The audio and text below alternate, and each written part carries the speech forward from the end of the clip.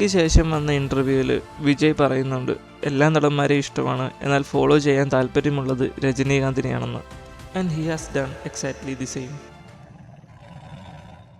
ഇനി நான் போற பாதை സിംഗപ്പാത.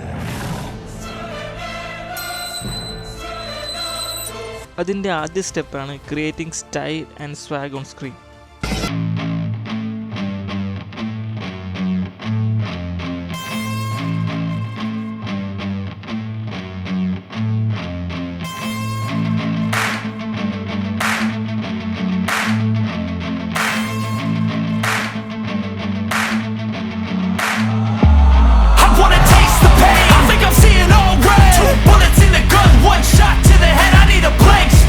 Step number 2, giving life advices through movie dialogues and song. சித்தப்பா, வாழ்க்கையில ஒண்ணு மட்டும் ஞாபகம் வச்சுங்க, கஷ்டப்படாம எதுவும் கிடைக்காது, கஷ்டப்படாம கிடைக்கிறது என்னைக்குமே நிலைக்காது. வாழ்க்கை ஒரு வட்டம்டா, இங்க ஜெயிக்கிறவன் தோப்பான், தோக்குறவன் ജയിപ്പാൻ. പാട്ടുകളെക്കുറിച്ച് പറയുകയാണെങ്കിൽ വിജയുടെയും രജനിയുടെയും പടങ്ങൾ ഫ്ലോപ്പാണെങ്കിൽ പോലും പാട്ടുകൾ സൂപ്പർ ഹിറ്റ് ആയിരിക്കും.